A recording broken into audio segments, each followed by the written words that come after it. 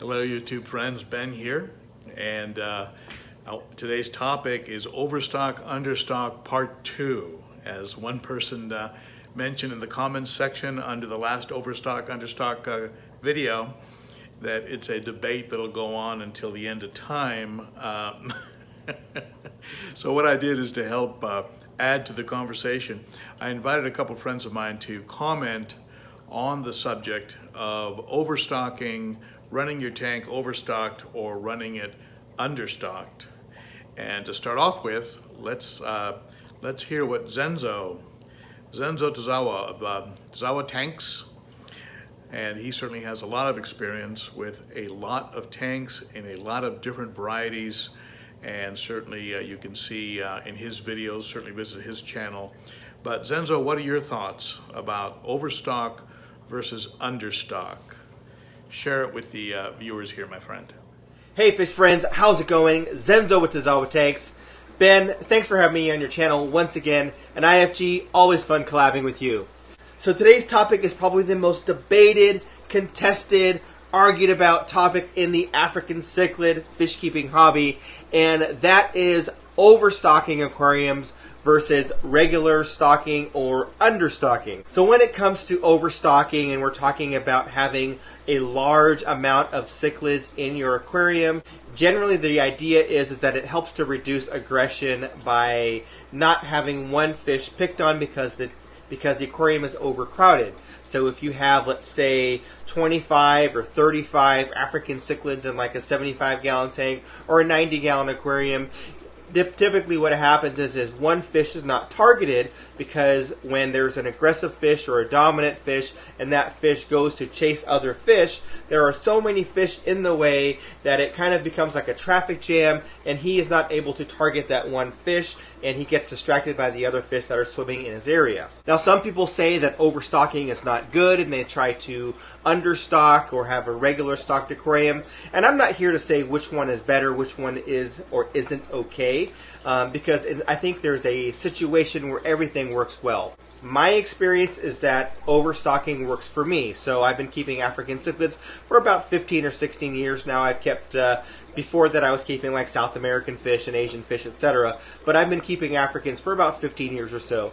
And for me, it works to overstock an aquarium. Now, I have had situations when I've had understocked aquarium or a regular stocked aquarium when it comes to African cichlids. And when I did that, I did have more problems when it came to aggression and fish losses, meaning a fish is basically bullied to death and it just can't survive anymore.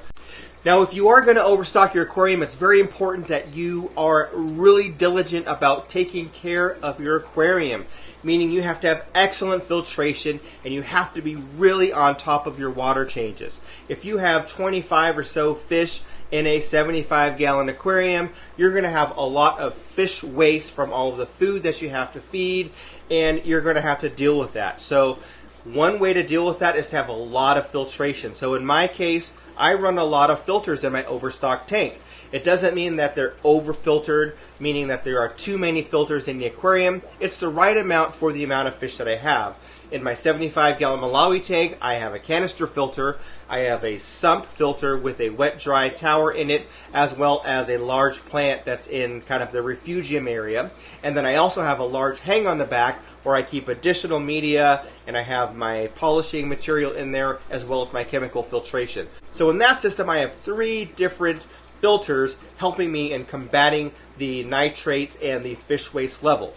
In addition, I have to do a lot of water changes in that aquarium. So in that tank in particular, I'm doing about 75% water changes every 3 to 4 days. So if that's not for you, if you are not going to be able to change 50, 60, 70% of the water in your aquarium, every 4, 5, 6 days, then overstocking is not going to be good for you, because if you're going to overstock, you're going to have to take care of those fish, you're going to have to do the water changes, and you're going to have a lot of filtration to handle that bio load. So thanks again for having me on your channel, Ben. Always fun to collab with you guys. We'll catch you on the next one.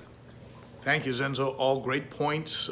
Certainly there are trade-offs, and for those of you not afraid of a little extra work, the amount of motion, activity, and color that is provided by a tank stocked like yours is really something for the eye. But let's get a different viewpoint from another fish keeper whom I admire and who a lot of you are familiar with. Let's get the viewpoint from IFG, the inquisitive fish guy and the head of #HAPNATION, my friend Evan Alexander. Evan, what are your thoughts on overstock versus understocking a tank? What's up, YouTube? Thanks for the spot, Ben. Zenzo, always a pleasure.